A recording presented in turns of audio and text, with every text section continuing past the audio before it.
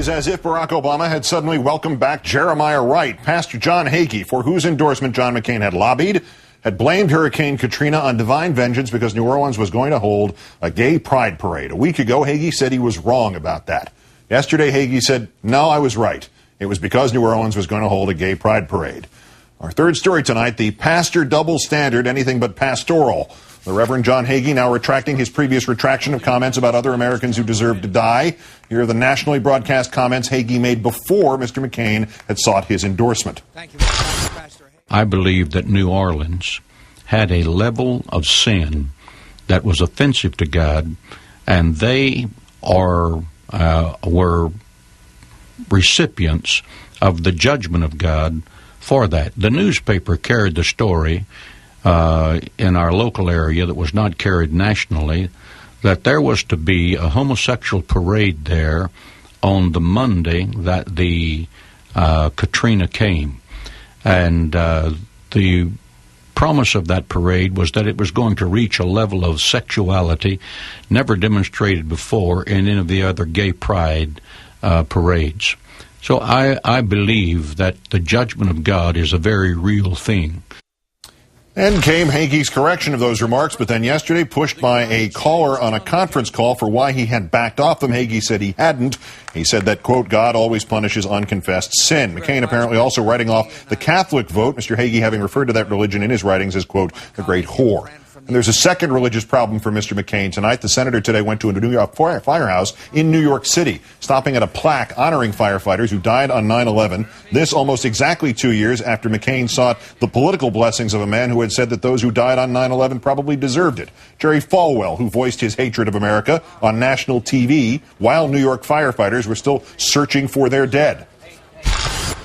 What we saw on Tuesday, as terrible as it is, could be minuscule if in fact God continues to lift the curtain and allow the enemies of America to give us probably what we deserve. The abortionists have got to bear some burden for this, because God will not be mocked, and when we destroy 40 million little innocent babies, we make God mad. I really believe that the pagans and the abortionists and the feminists and the gays and the lesbians who are actively trying to make that an alternative lifestyle, the ACLU, People for the American Way, all of them who tried to secularize America, I point the finger in their face and say, you helped this happen. Just 2 years ago, well after the world knew, Falwell said America probably deserved 9/11. McCain sold off the integrity that once led him to call Falwell an agent of intolerance and embrace that man as a friend, compatriot, and ally. If we want to argue that neither of these men was McCain's pastor, McCain has also yet to renounce his, quote, spiritual guide, Rod Parsley, who says America was founded to destroy Islam. Let's bring in MSNBC political analyst Eugene Robinson, also, of course, columnist and associate editor of The Washington Post. Good evening, Gene. Evening, Keith. All right, Hagee in a moment, but first, Obama's pastor turned out to have analogized the U.S. to al-Qaeda, and Obama renounced the comparison immediately, and then renounced the man within 6 weeks. McCain's guy blamed the U.S. for 9/11. McCain does the photo op at the firehouse today. I don't know if anybody else put these two things together today. This is one of the great political magic tricks of all time, is it not? It really is. You look at those clips and listen to what Hagee has actually said. The guy is a complete lunatic, and he makes Jeremiah Wright sound fairly mainstream. Yet McCain seems to get away with this without, denouncing and rejecting and renouncing and dejecting or whatever, all the things that Obama had to do with Jeremiah Wright.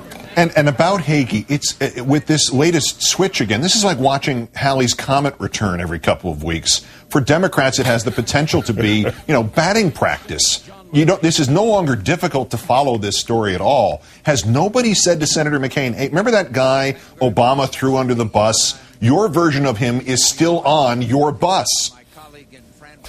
You would think that McCain is going to have to address this seriously or frontally at some point, because clearly Reverend Hagee is going to keep saying these things, and who knows what he's going to say next. And I don't see how McCain, having essentially accepted the endorsement and the association, can continue to pretend that Hagee's not out there. I mean, there is a kind of demagoguery gap between Democrats and Republicans. Republicans are much better at demagoguing these issues than Democrats are, because I guess Democrats remain tethered to things like objective fact and fairness or whatever. But by any standard, there are parallels here that are going to have to be addressed. Well, it's not just that, but we like variety too. I mean, doing the same story every night gets a little redundant. But if the guy keeps doing a 180 every week, we get a new version of it every other week. Sure, exactly. Let's just keep doing this. But if you are if you're a newspaper editor, what is the difference in how McCain and Obama are seen that puts Reverend Wright on front page and Reverend Hagee nowhere at all? Is it as simple as black and white? Yes and no. There are actually two answers to that question. Why does Reverend Wright get front page and Hagee doesn't? I mean, what people tend to say is that, well, Reverend Wright was Obama's pastor. Well, that doesn't mean that they share the same views. That doesn't mean they see the world the same way. My two answers would be, number one, there's not enough diversity in the news media. There isn't enough diversity, racial, ethnic diversity, among the people who are making those decisions and exercising news judgment as to what deserves the front page and what deserves, top of the newscast. And second, the Post actually did a column on this very subject from the social science perspective, and it turns out that members of one group tend to look at members of a different group and think they have more in common with each other than they necessarily do. So, again, with the lack of diversity, people look at these two black guys, a pastor and Obama, and tend to think they have more in common, and views in common and lots of things in common than they actually would necessarily have. So, there are dissertations on this subject. Yeah, I guess. They may be saved for after the election. We'll see. Gene Robinson of MSNBC and the Washington Post. Thank you, Gene.